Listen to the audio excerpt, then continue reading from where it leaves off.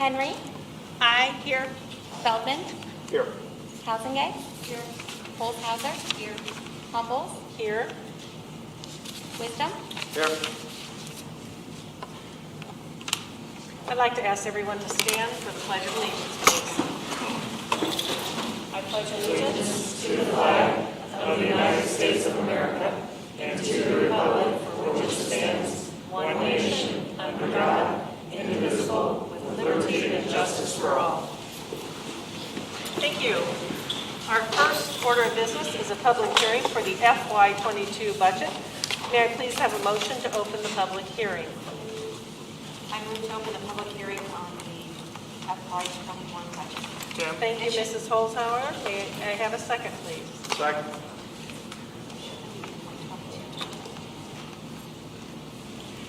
It should be FY22. Tim. Yep. Okay, you're on. We Any started- discussion? I'm gonna put my speaker in, I'll do it. Roll call vote. Henry. Aye. Feldman. Aye. Hausengay. Holzhauser. Humbles. Aye. Wagenbach. Aye. Wisdom. Aye. Motion carried, 6:04 p.m. Is there anyone who would like to address the board regarding the FY22 school budget? May I please have a motion to close the public hearing? I move to close the public hearing. Second. Thank you, Mr. Feldman. Second. Thank you, Mrs. Holzhauser. Any discussion?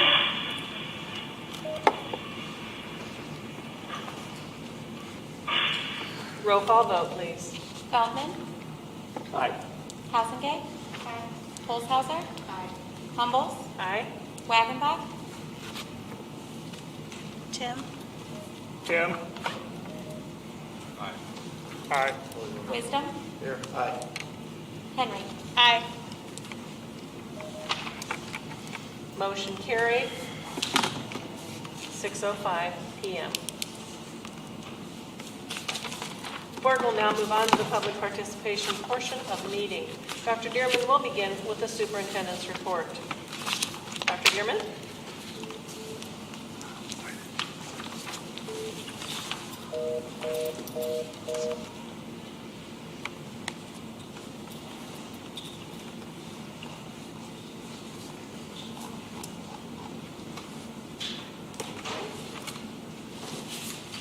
First of all, I'd like to take a moment and thank our teachers, our support staff, the Board of Education, and administrators for your continued commitment to our students as we work together to keep everyone safe, but also make sure our students achieve their highest potential. As they've been asked to adopt new routines, changing guidelines, their dedication to serving our students has never failed, and thank you for all that you've done to get us to this point. A couple of things I wanted to discuss. First item, traffic committee met. As you know, we implemented a new traffic flow based on an engineering design that was presented to us by Terra Engineering. Over the first week or two of school, we adjusted and tweaked that accordingly, and came together as a committee, involved Mike Wisdom, board member, myself, Dr. Adrian, Mr. Johnson, Antonio Johnson from the middle school, Mr. Holmes, James Barrett from Transportation, his secretary Lisa, Dwayne Peterson, who was former Transportation Director, as well as a driver currently, and he represented Terra Engineering here as well. And we looked at the present conditions. We also looked for short-term and long-term solutions. We looked not only at traffic flow, but also the parking situation, and are working as a committee to develop options so that we're prepared for the future. You know, one thing that was discussed, I did a traffic count one day, and we have about 550 cars on average that come through that intersection every morning. The vast majority, about 450 of those, come in a 15-minute window. So fully understand there's still some backups. I do believe that Officer Ryan or Officer Medina were also part of that committee. Confirmed that it is better and it is moving in the right direction, but we are still working on that and always looking to improve. So thank you to the members of that committee and the work that's going on with that. Also wanted to give a quick update on some of our COVID numbers. I sent out a weekly report. I guess I like to celebrate the positives of what we're doing, and that's part of the thank you that I gave. The week of 9/10, we had 2 positive cases. Last week, we had 5 positive cases among the students. So when you have over 4,600 students here, that's a pretty good number to have as far as the low number goes. So thank you to all those that are working hard to help keep our students safe. Along those same lines, there's been some conversation and discussion about the op-ed movement and whether I have been involved with that or participated in that. I've been involved with that from day one. Why my name was not on the original document sent out, I don't know. I got a hold of Jennifer Garrison in charge of that. We are part of that. It's really not about masks or vaccines. It's a much larger picture. It's about lack of local control or the erosion of local control. And it brings some very valid points, especially with unfunded mandates that runs the gamut. Curricular intrusions. Why have a local elected school board when you're taking away their authority to make decisions? And it's trying to put pressure on the legislators to return the control back to the people that were elected within their boundaries to make those decisions. So I do firmly believe in that, and I did sign on that. And I would love to see local control return to the school board that was elected.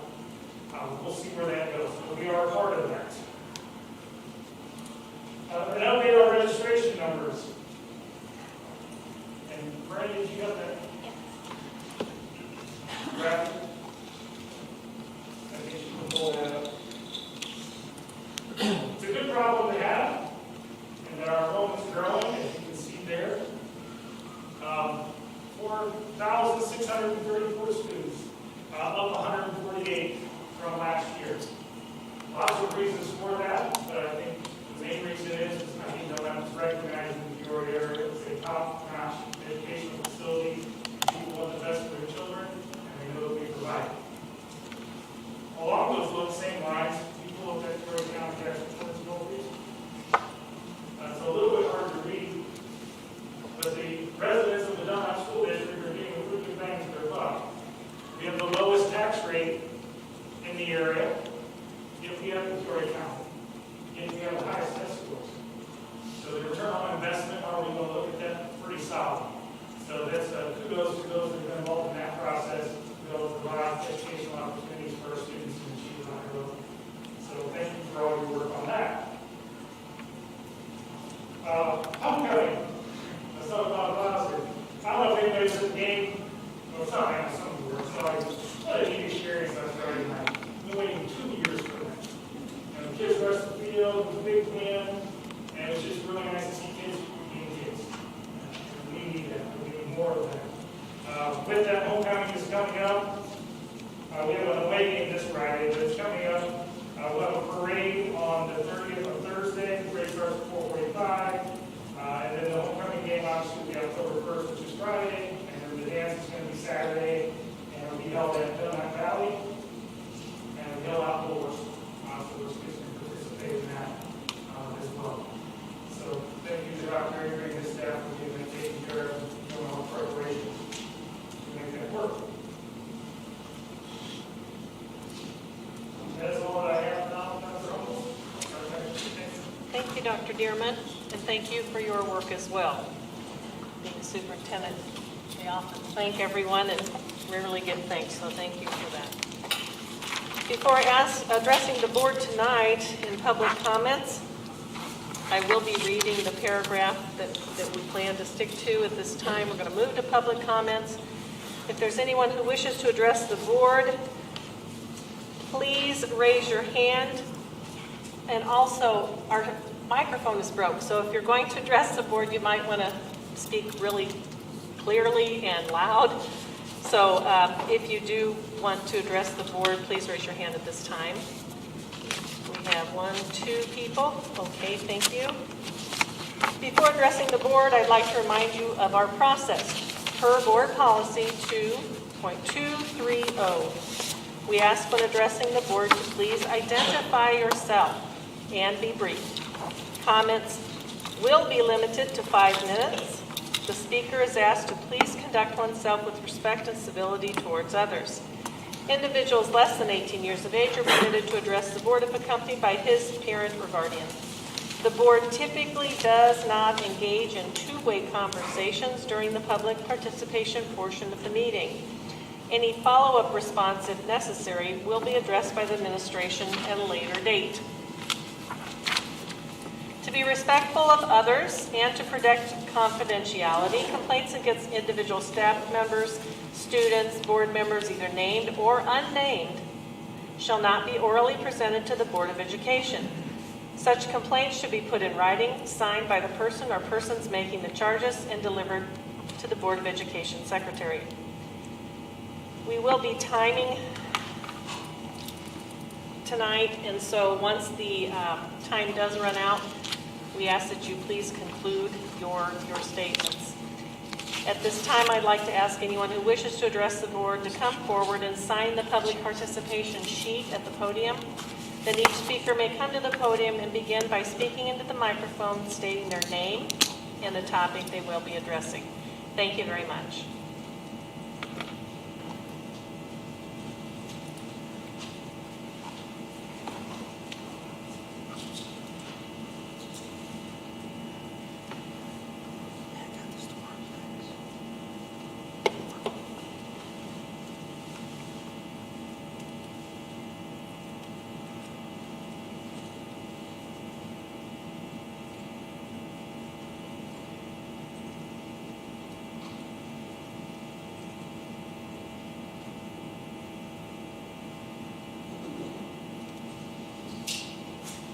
Yes, my name is Robert Cassidy. I live here in Delaware. I've been here for 38 years, and I'd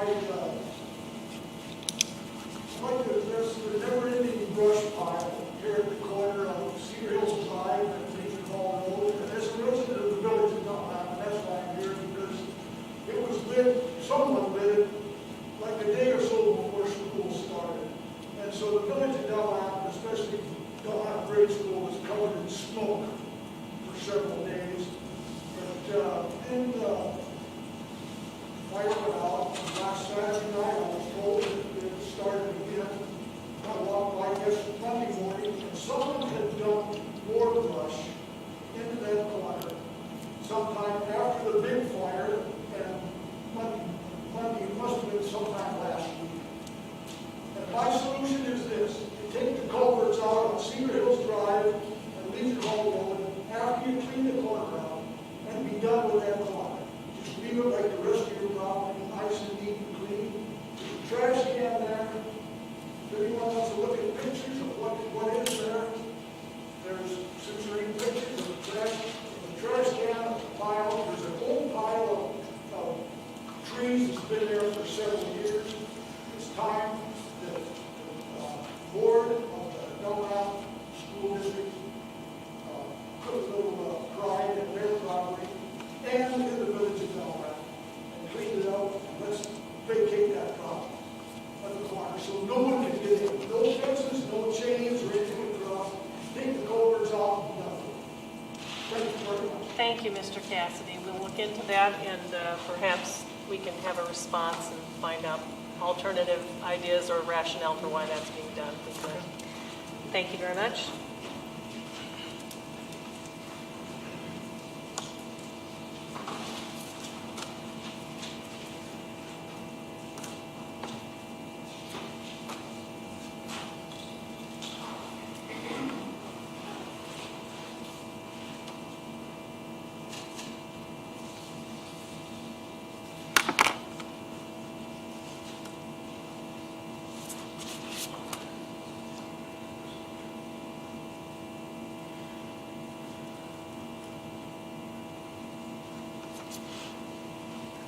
Trying to keep it 5, I have 10 minutes at 6, so I appreciate just a little flexibility. So first I'd like to say thanks to the school board for this opportunity to speak.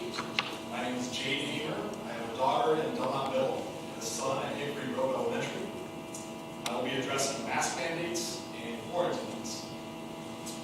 So just to recap, when I spoke at the August board meetings focusing on mandatory mask policies in schools, I express disappointment we have let our local control be usurped by the Illinois State Board of Education, ISB, the Illinois Department of Public Health, and the government. Regardless of mask policy, I urge the school board to fight back against ISB's attack on our local rights under the law.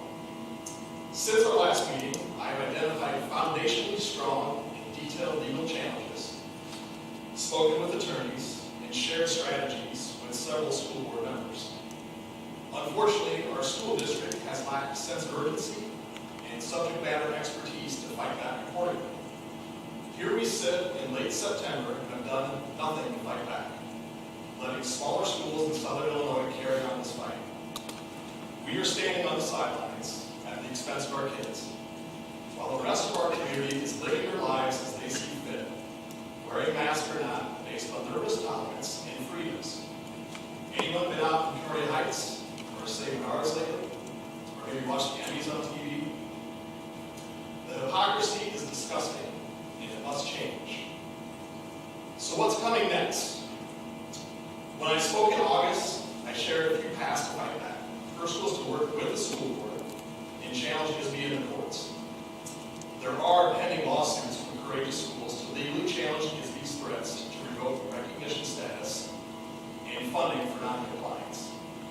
This case against ISB is extremely strong. In parallel, ISB is being grilled by the Illinois Congress Joint Committee on Administrative Rules on this clear overreach. Our school district still sits back and won't join in. Our school district's legal counsel, Miller Hall Triggs, are policy attorneys. They're not litigators, they're not fighters, and they've proven worthless in this fight. The good news. Fortunately, there are parents standing up and fighting back. In the past 3 weeks, there have been 10 lawsuits filed by parents against their local school districts and the mandatory masking and quarantine policies.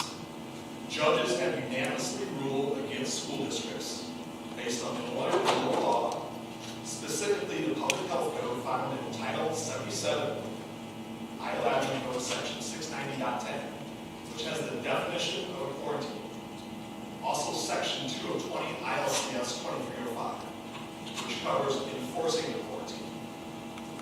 The legislation is clear, explicit, and judges in 7 counties understand this.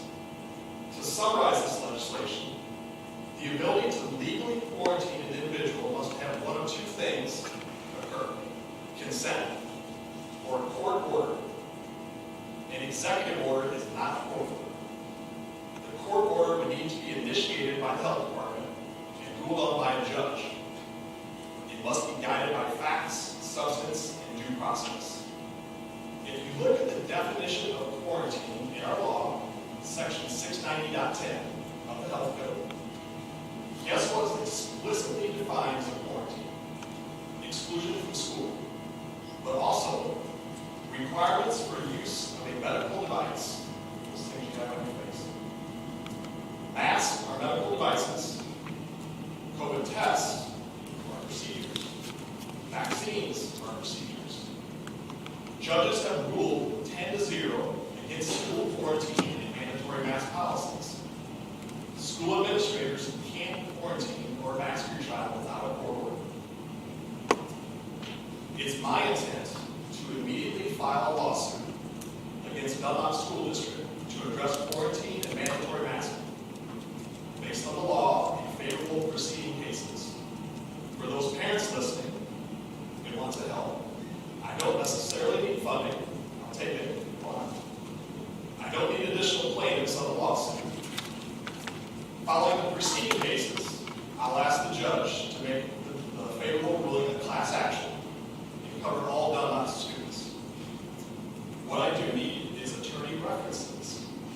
I have options, but I know this could be a bigger fight on additional infringements on our rights. So I want the right legal partner. So please email me at hamerjn@hotmail.com with any recommendations on civil litigators. To the school board, I recommend you continue to fight against ISB. You can choose to not fight back against my lawsuit and focus your time and money on the ISB overreach, maybe even back vaccine education, or maybe the basics like math, science, and mathematics. The law is clear, and precedent cases are piling up. To those parents on the other side of the issue, understand this is not an anti-mask and it's not an anti-vax fight. Continue with the mask if you believe that is the best choice for your children. The lawsuit is about our kids and parents' rights to choose what's best for them. It's also about rule of law, due process, individual liberty, and standing up against those that try to take it away. I just have a couple seconds left here, but on mandatory vaccines and testing, I'm not going to address it tonight, but I'll address it if it's applicable to kids in the future, but this would clearly fit under the same lawsuit framework that I laid out tonight. And for teachers and staff facing mandatory vaccines and testing, don't quit your jobs, please. But also, don't agree to medical procedures you are not comfortable with. Lawsuits are coming, or you can file on your own. Once again, parents or media can reach me at hamerjn@hotmail.com. You won't find me on Facebook, so don't look there. And I'd just like to thank you for this opportunity to speak.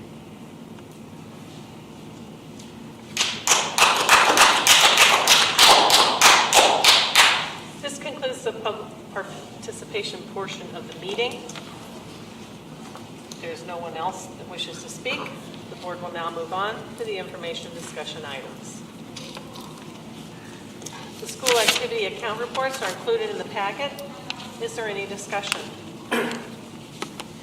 Information regarding the board policy updates are included in the board packet. Is there any discussion?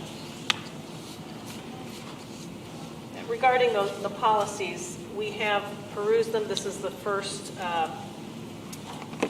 reading or first time that it's on the agenda. Most of these are footnote changes, and Ann and I will be also looking at them a little closer to have any recommendations for changing before next month if necessary, but I'm not seeing a whole lot there.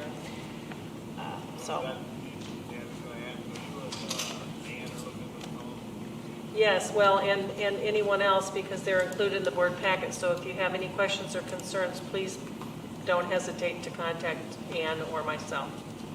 Well, I just didn't see them, so they are on there now. I didn't see them, but I see them all listed.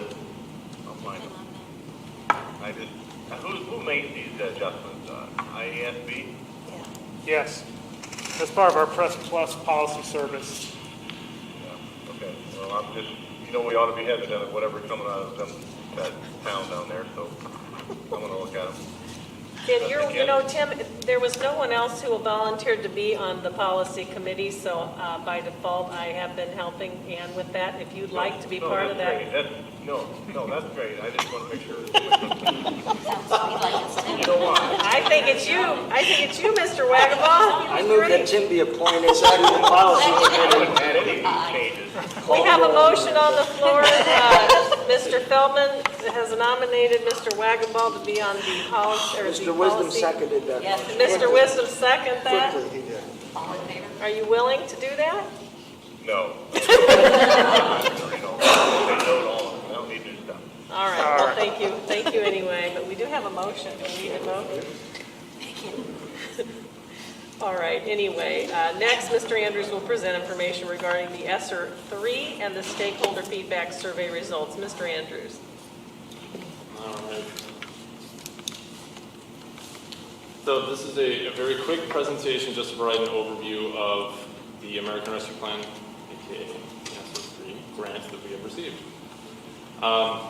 As with really the first two allotments that we had received, the purpose of the grant is just to make sure that school districts can continue to function safely, reopen safely amid COVID, and then mitigate any effects that have been the result of the ongoing COVID-19 pandemic. So, first, the SR3 allowable expenses, again, very similar to both SRs 1 and 2, where anything that's allowable under Titles 1 through 4 or the IDEA grants would be otherwise allowable under ESSER 3, as long as you're explaining that, I'll go back.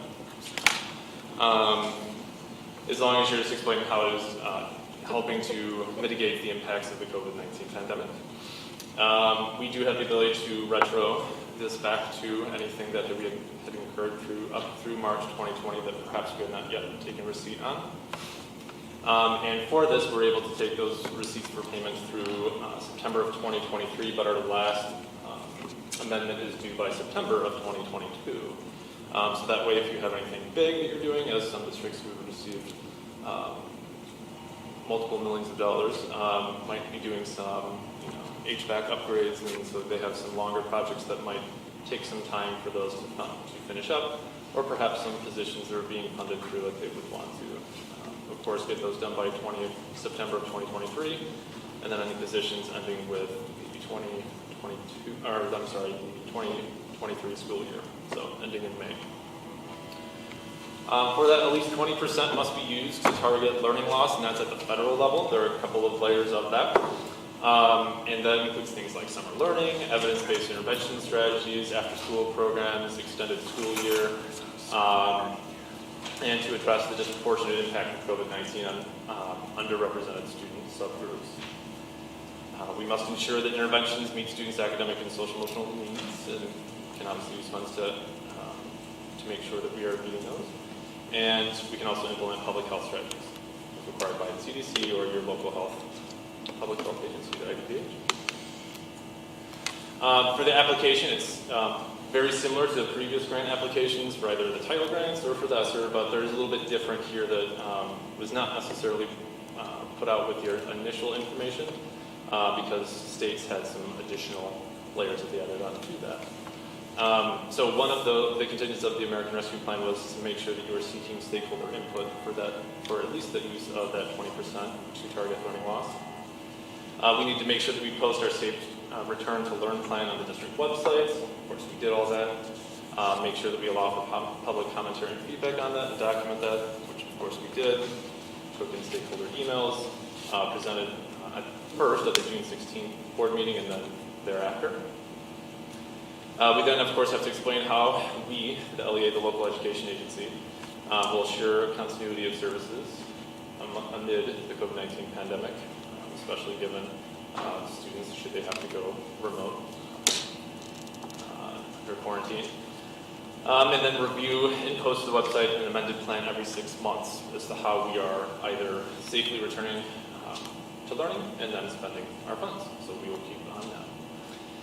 And then, of course, explain how our ESSER funds will be used to follow CDC IDPH guidelines we identify as a need. Again, you have the federal 20% to address learning loss, then you have the state level reservations that each state was able to do. So this is roughly of the overall entirety about 5-ish% when you're looking at it. And this is after then deducting that 20% for learning loss. So at the state level, then we have to additionally show how we are combating learning loss with approximately 5% of that remaining portion of the allotment, 1% on summer enrichment, 1% on after-school programming, and then that's just the total required of the set-aside that we had with our initial application, which was $146,538. This screenshot here is of what will be part of the plan that's posted to the website for the initial again. It shows on the left here that for the stakeholder feedback survey, we had a total of 814 responses, of which 84% were parents and guardians of a Dunlap student, 11.7% were Dunlap teachers, 5.8% were Dunlap support staff members, and then building, district administrators, students, and other made up less than 1% each. Student groups represented through the survey is, again, making sure that you are identifying ways to help combat the effects of the COVID-19 pandemic on underrepresented student subgroups. We had 63.5% did not have any special interest group identified when they completed the survey. 22.2%, our largest, was special education. And then 504 plans, ELs, pre-introduced lunch made up between 20 and 13%. 5.3% identified as being foster care, 2.3% homeless, 2% other, which included a combination. So to summarize the needs there, as we're talking about addressing learning loss in this, the top 3 items included implementing key components of reading, language arts, and math, provide social-emotional learning opportunities, and ensure all students receive high-quality instructional materials. Bottom three materials included acceleration opportunities during holiday breaks in the summer, engaging families, attendance support, classes, resources. We do a great job of making sure our communication, providing opportunities for parental engagement throughout the year. So people are pretty satisfied with everything that our building principals work to do with their teams. And then, again, providing summer learning opportunities is the bottom of that list there as well. Qualitative funding options based on the feedback, again, our big top three. Some big items that were discussed were additional staffing interventionists, again, to meet the needs of students, after-school options for students, which is something we will be exploring, and subscriptions for applications to maximize student engagement. So those are things that we have either purchased or continued in light of the pandemic. And then the top of that, just again, kind of overview some of the items that I talked there, just so that's out there for the public to see, should they take a look at this. And then on the item category, you have a list of what has been itemized with our initial application here for the grant. That includes staffing to provide interventions for students, staffing to focus on learning loss, one of our TOSA positions, staffing for summer expenses from this past summer, and then also looking ahead for next summer as well. Social emotional professional development, ability and capacity to support student need, one of the high areas that was identified in the survey. Again, applications to support the district curriculum, personal and protective equipment for students and staff. We had a budget in line there of 50, but obviously we adjust that and itemize that as receipts come in. And then summer project expenses that we had presented previously, and then we had an amount in there for any large capital projects identified throughout the school year as well. So our initial application budget total was around $750,000, with the remaining just over $2 million spent. So, and this breaks that down. And so our next steps then are to post our survey results, the documents, to the district website, create after-school tutoring positions, which is something that has been, that conversation has been started with the buildings and leadership teams. Create a needs assessment with district leadership, building administrators, district administrators, and then, which would be by targeting specific areas by means of materials, professional development, and what else is identified in need through the means of curriculum resources, learning loss, summer programming, and facility needs as well. Then share those needs assessments results and amend the grant application to seek approval from the state, from the principal consultants, and then again continue to update the Sr3 spending plan every 6 months as we require. That is the process overall. Again, we're just starting off with it. Any questions? I had one, the second item that people wanted was the social emotional learning opportunities. Where is that under the item category? Or is it? The item category, so the SEL professional development. Oh, that's Yeah. that's social. Emotional learning. Oh, okay, all Yeah. right. Good old acronyms, educational jargon. Any other questions? So just to clarify, the majority, basically all of the money, is something to benefit the children, the environment they're in, assist with providing more services. That is the criteria for the money and how it's spent. Right. This is a lot of work. Writing a grant is a lot of work, and I know that you work very diligently. And then again, to have to break it down for us, we really appreciate the time that you put into this. And thank you so much for the presentation. Does anyone else have any questions? Thank you, Mr. Andrews. Good job. Well done.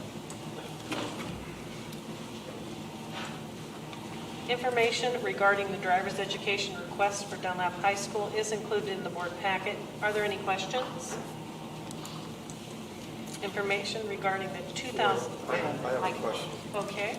Back last year, when we thought our budget was so horrendous, we talked about certain things that we should consider raising fees on. And the driver's ed fee, and I know I'm going to get hate emails on this, but I have to do it anyway. Our present driver's ed fee is $50, and other schools charge substantially more than that for a driver's ed. If you went out into the private sector, it would cost 6, 8, 9 times that. One of the proposals from our administration was to raise the driver's ed fee from $50 to $150, which still puts us well below the private sector and most of the other school districts in the region. So I think that that's something, if we're going to be doing these things that are being requested, we're going to be adding courses, which means probably adding staff, which probably means adding cars as well. We're going to be increasing costs. And then so I think as part of that, I think we ought to look at increasing that fee from $50 to $150. I don't think it's unreasonable. I think it's very reasonable. And if the costs are going up, I think we ought to look at that to try to match up a little bit of the income from that curriculum. Anyone else have a comment? No, I was just going to say that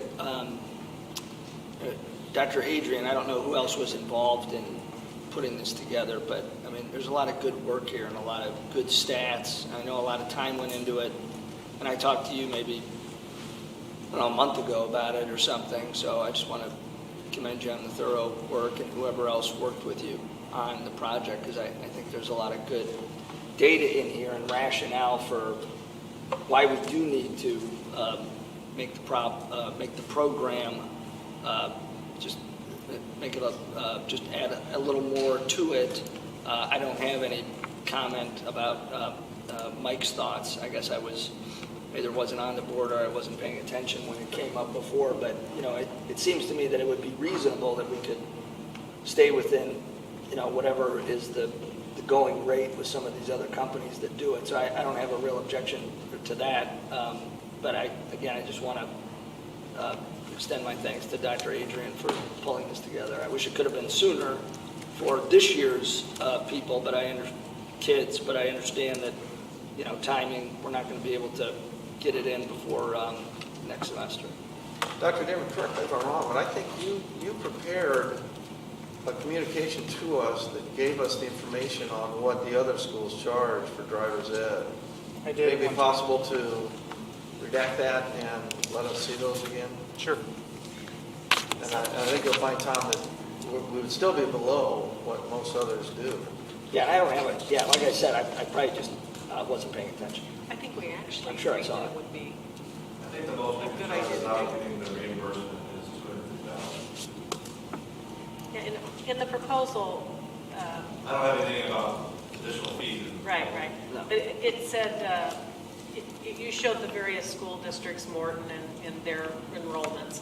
And then I noticed that, the amount of cars that they have do, exceed what we have here at Dunlap. And so you were suggesting possibly 2 more vehicles? Well, one for sure. I would like to say 2 at this point. I mean, I was silly to say no, but Right. I think we do 1 first. And then, But to make us even with those other districts, it seemed that 2 would make us even with the you numbers. saw more than 2.5, more or less students. Right. I saw how many, the Morton student population. How many hours do they do behind the wheel here? I'm sorry. How many hours do they do behind the wheel at They have to do, like they have to do 6 hours. 6? Of observing and driving. So I'm just looking at Balda right now. I pulled it up. It's $360. Wait, is it 50? Yeah, it's $360 there. So we're well below that. We are, and I think, we considered this. I also know, because of last year, we didn't, on a different topic, did purchase buses. So I know there are other things, but we'll be waiting to discuss this further and maybe looking for some direction from Dr. Dearman as well. Dr. Adrian, one more question for you. Yes. First of all, I want to get back to Tom. Zach Simmons, our driver's education coordinator, and Dustin Hess helped put all this together. So without their work, we couldn't have put all that together. We tried to, it's complex because of the 9-month period. It's complex because it's a 9-week class instead of a semester class, and they got to pair that up with another 9-week class. There's a lot of variables there unless you immerse yourself into it. It's difficult to track. So if you've had difficulty reading through that, I apologize, but it is very much a moving target, so to speak. Thank you. And in full disclosure, I will not be giving a recommendation on this because my daughter falls within that category, and I don't want it to appear that this is being driven because of a personal conflict. So I've told Dr. Adjourn from the beginning I would support whatever his recommendation is, but he needs to put this together and recommend it himself, and I would support that. And I support it too. I have a question. It seems to me that as I was reading that, I did understand it. A bit of this is called by backlog during COVID. So we're not only taking care of our normal student load, but the backlog from COVID. So this may be a bit of a spike. But I assume that adding the extra courses, so if we find out in the future that our numbers have come down and we don't have a need for it, we can back off of that, correct? Absolutely. The one thing to keep in mind, though, just prior to COVID, in 2019, we lost a PE health teacher. So we had to absorb that by some of the other teachers, so they were already maxed out and doing they've always been doing overtime driving. Okay. So if we could eliminate the overtime driving, it would also be a savings to the district. I don't see that happening in this plan. I think down the road it could. But if you look at our freshman and sophomore classes, they're now our largest classes we've ever had. Yeah. So, and then the 8th grade class coming in is much larger than the senior class graduating. So this problem isn't going to go away on its own. Okay. And this is something, Dr. Adrian, the proposal is beginning this school year in the 3rd and 4th quarter, Yes. right? Okay, just want to clarify that. Any other questions? Thank you, Dr. Adrian. Information regarding the 2021-2022 administrative and teacher salary report is included in the board packet. Is there any discussion? Seeing none, this concludes the information discussion items. The board will now. You have technology department update. Where is that? Technology department update? Is it over this?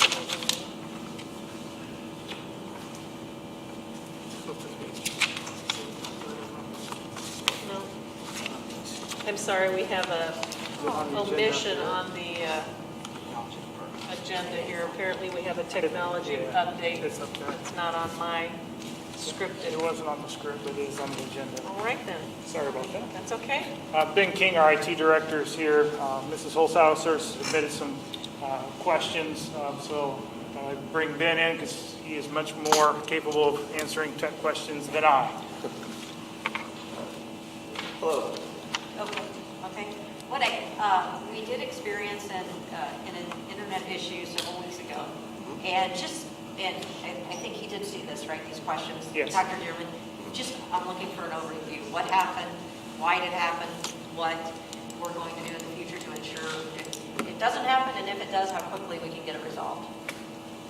Well, what happened was the core switch at the middle of the network started to fail due to just extremely high traffic. It was starting to throw errors and then just failing. Basically, each individual piece started to fail. The core switch? The core switch. Okay, yep. thank you. So what we did is basically took a lot of the traffic off of it. We reduced the number of devices that were connected, and then we also replaced the switch itself with a different model, which has a bigger backplane is the technical term for it. Basically, more horsepower is the way to think about it. And that solved the problem, and everything kind of went back to normal at that point. That took a reconfiguration of the data center, which I did have Hart Technologies come in and assist me with that so that we could just get it done as quickly as possible. What are we doing to ensure it doesn't happen again? Well, I've been taking configurations and estimates to get that whole, the whole core switch and the network, the wireless controller replaced, and get that done. I should have that this week. I just emailed our sales representative for that vendor, and they should have that here very shortly. What else? So is it, are all the schools up and running as where they want to? Yeah, so basically that's where the internet comes in for the whole district, and then it goes out to the individual schools from there. So every school was affected because this was something that sits in the middle, basically, and that's what connects us to the outside world, connects us to the servers to back up the wireless controller, all those things. So. Okay. Thank you for the info. No problem. Just one more point. This issue went on for several days, correct? Weeks? No. Was it? I thought, No, it was one day particular that happened. There were some issues, yes, at the beginning of school. So it was like the first 2 days of school, basically. There was a MediaCom outage as well, which affected most of the Midwest. That was not just Dunlap. That was thousands of businesses and went from Minnesota all the way down to Tennessee. There was a fiber cut somewhere. But that was a different issue that wasn't particularly with our equipment. This board member started getting a lot of emails 3-4 days into this saying their kids couldn't get on their Chromebooks and they couldn't get assignments and et cetera, et cetera. So there were people who were perceiving that it was going on for more than 1 or 2 days. And then we contacted Hard Technology and helped get the problems out. My recommendation would be in the future, let's not hesitate, if we have to call in the cavalry, rather than have our kids not being able to get into their Chromebooks or their assignments or their projects, or the teachers not being able to sign to make copies or get on the internet. Let's not hesitate. If we have to pay a little to get the biggest guns in here to help you bend, then let's do it sooner than later, is my thought. Was there any way to foresee this might happen? Had we had any signs that perhaps the equipment was aging or? I mean, it's already on a cycle. It was due to be replaced probably next year, honestly. Okay. Just because we've replaced each part of we did the firewall last year, and the year before that we replaced the storage. Sure. So it is on a cycle. We have been looking to do that. There's really no way to know it's going to happen until you get thousands of kids in here. Right. So no, there's not really a way to stress test it without I know having those devices. Our main goal is education and to be able to allow, I mean, some of the teachers had to go get copies made at Kinko's or other places. That's, tough to have to do that when you're teaching. A little bit different than the old blue printing days when we turned it. But, everything is dependent on technology, and I know your job is very, very difficult. Everybody wants you. They need your help all the time. So, I appreciate what you did. I'm just wondering, are the children now able to use their phones? I know that's not the number one issue, but some of them use their phones to communicate with their parents via email, and I know that was an issue with some of the emails that we addressed as well. Are their phones able to access the system now, or are we still waiting on that?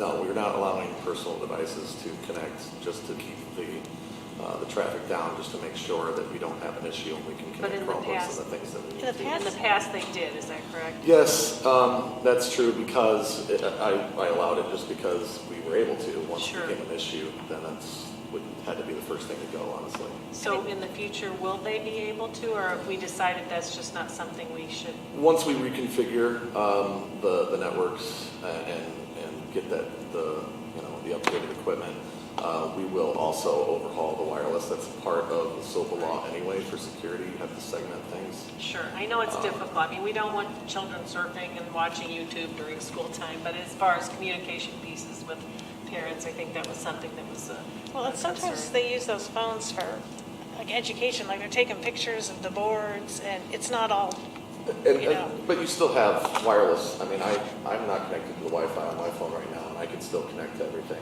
I have service through my wireless provider for my personal device. I mean, this is also falls in line with many other districts. Sure. Almost every district in the area does not allow personal devices on their network. Right, either. right, and So- it can be an issue. I have a question though, some phone services work better in certain Sure. areas than others.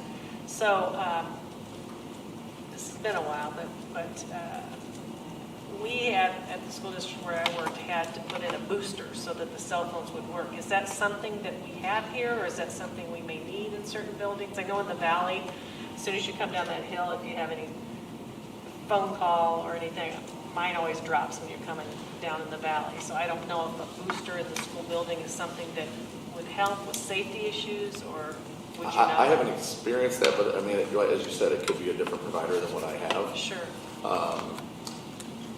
It's something we could definitely look into. You would have to have someone from that Sprint, Verizon or Verizon, Sprint or whoever. wherever come in and be able to provide that. I can't just connect to their network and Sure, boost it. So, right. yeah, we'd have to get them involved. Okay, thank you. The plan that we discussed is once we get the new equipment in and we do the upgrade and overhaul and get some of the wireless connection points replaced that need replaced, and Ben's in the process of that, setting up a guest network. Yep. And maybe it'll be throttled at a little different speed. You may not be Sure. able to watch your high definition YouTube videos. Right. But, you could use a call if you can make a call over a wireless network or do a Google search, something like that.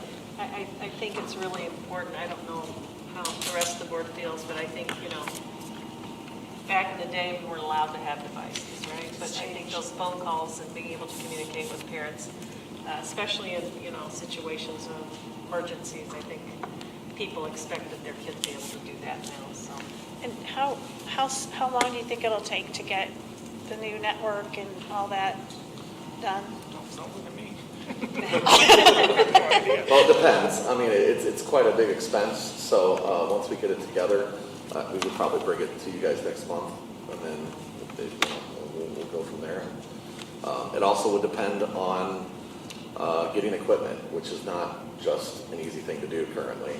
Just the way the world is right now, it's I mean, there's been stories on the news about it, about just the shortage of that kind of equipment. So we'll get it here as soon as we can. Well, thank you so much for your time. Do you have any other questions or comments? I do. Does it have anything to do with, I know you're talking about a lot of the equipment, does it have anything to do with like the bandwidth of how much you need coming in? Is that part of the issue? No, not in this particular. No, the internet bandwidth itself is been sufficient for what we've been trying to do. It was basically the traffic going through that one piece of equipment was causing it to Okay. fail, basically. Kind of like the cars. Right. Yeah. Basically. Yep.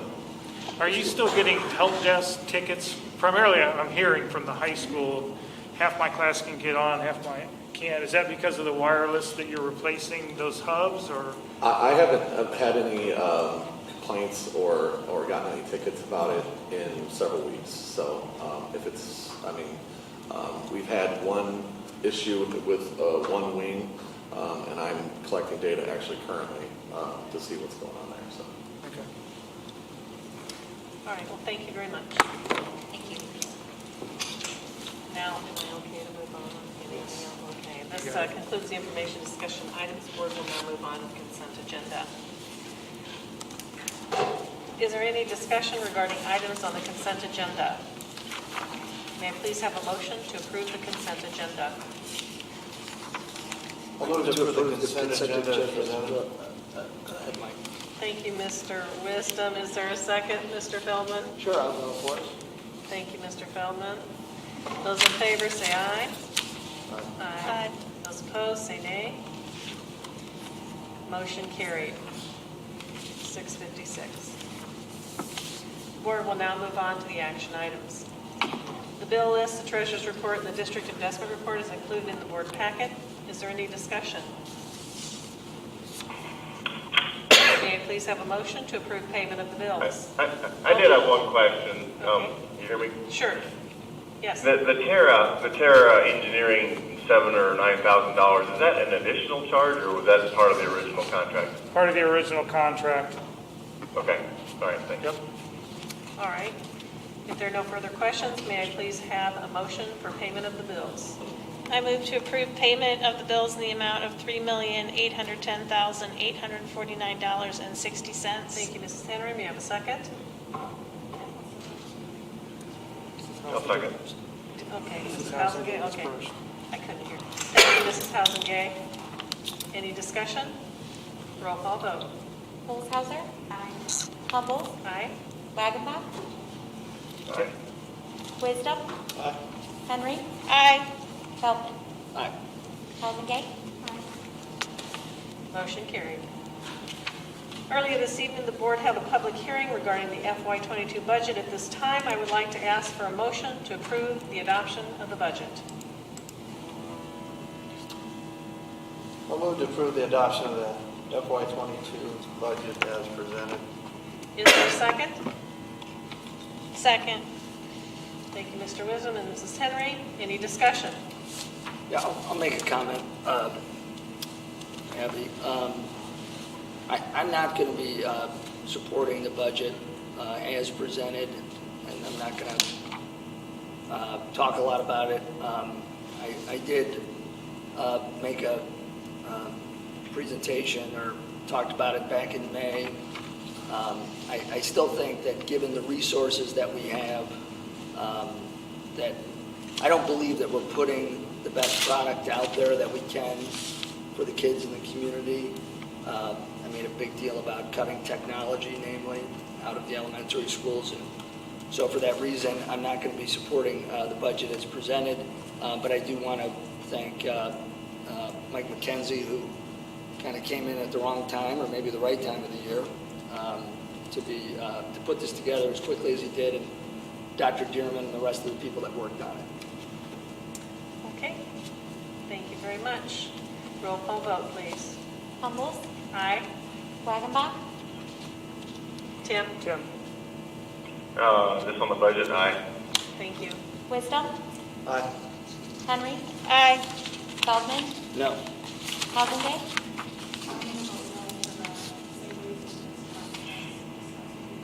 Can you speak up? I don't think. She said no. Okay, sorry. For the same reasons as Tom. Okay, thank you. Olshauser. Aye. Motion carried. This concludes the action items portion of the meeting tonight.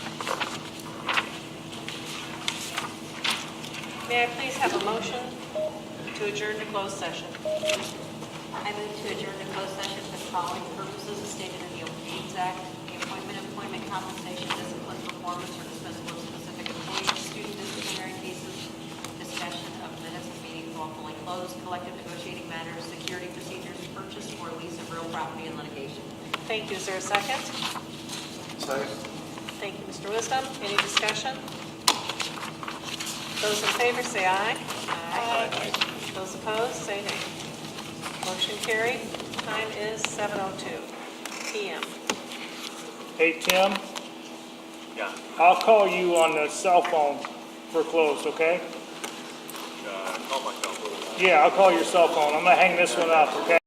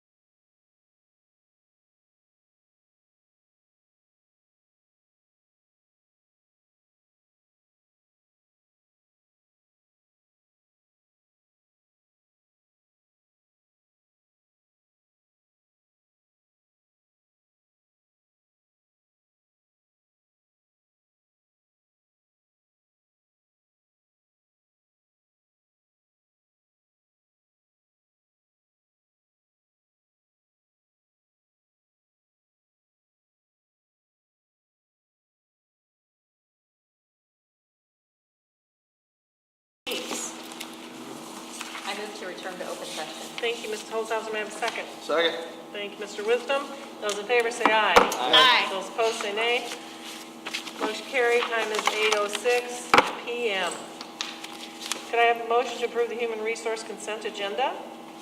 I move to approve the human resource consent agenda as presented. Thank you, Mr. Feldman. May I have a second? Second. Thank you, Mrs. Henry. Any discussion? Roll call vote. Sorry, did we get Tim back on the phone? Is he? Tim's here. Okay. Yeah. He's a Hen- yes. Okay. Henry? Aye. Feldman? Aye. Housengate? Aye. Holzhauser? Aye. Humble? Aye? Wagonbach? He's a yes. He's aye. Wisdom? Aye. Motion carried. May I please have a motion to approve the closed session minutes? Move to approve the closed session minutes of special board meeting of August 11, 2021, and the regular board meeting of August 18, 2021 as presented. May I have a second, please? Second. Thank you, Mrs. Hunzengay. Any discussion? Those in favor say aye. Aye. Aye. May I have a motion to approve the interim director business service contract as presented? I have oh, Discussion. okay. I move to approve the interim director of business service contract as presented. May I have a second? Second. I'll second. Thank you. Discussion? Any discussion? Originally, I was going to oppose this for a couple of reasons. One, we had a candidate, an internal candidate that was qualified, and I think we should always try to hire internally for positions if we can. And second, I think this is going to end up costing more money if you annualize the cost of this interim person along with the TOSA that our one person could have filled. We'll be actually spending more money. So I was going to be opposed to this, but since that time, I've had so many discussions with people in the district who have been so complimentary about the work that Dr. Green is doing and have expressed their satisfaction with all that she's doing. And I know that our administrative building needs that help right now. So I was originally going to oppose that for those two reasons, but I'm not going to now because of the feedback that I have received on the job that Dr. Green is doing. And I want to make a comment from my perspective when I did cast my vote on this. It is for the actual position and not for Dr. Green. I've heard the same thing that Mike has heard about that. She's doing a fantastic job. Okay, thank you. May I have a roll call vote, please? Wagonbach? Tim? This is on. Dr. Green's position, the business services contract, the director of business service. Yes, I approve. Thank you. Wisdom? Aye. Henry? Aye. Feldman? Aye. Housengate? Aye. Holzhauser? No. Humble? Aye. Motion carried. May I have a motion to approve the bus purchase? I move to approve the bus purchase as presented. Thank you. Is there a second? Second. Thank you, Mr. Feldman. Any discussion? Roll call vote. Wisdom? Aye. Henry? Aye. Feldman? Aye. Housengate? Aye. Holzhauser? Aye. Humble? Aye. Wagonbach? Tim? Yes. Motion carried. Question before we move on. Are we going to address the issue of the additional bus drivers or how to obtain in this next item? Yes. Okay, motion carried on that last item. May I have a motion to approve the 2021-2022 Certified Employee Handbook with non-certified employee handbook with the adjustment of that maximum hourly cap for, as Non-certified, discussed, for yeah, non-certified non-certified, positions. yes. I move to approve the 2021-2022 non-certified employee handbooks as presented. Is there a second? Second. Thank you, Mr. Wisdom. Any discussion? Roll call vote. Henry. Aye. Feldman. Aye. Housengate. Aye. Olshauser. Aye. Humbles. Aye. Wagonbach. Tim? Mr. Wagner? I suppose, I guess. Wisdom. Is that a good answer? Yay or nay? Is that everyone? A wisdom. Mr. Wisdom? Aye. Motion carried. Is there a motion to adjourn? I move to adjourn. Okay, happy birthday, Mr. You know, all those in favor? Feldman. All those in favor? Aye.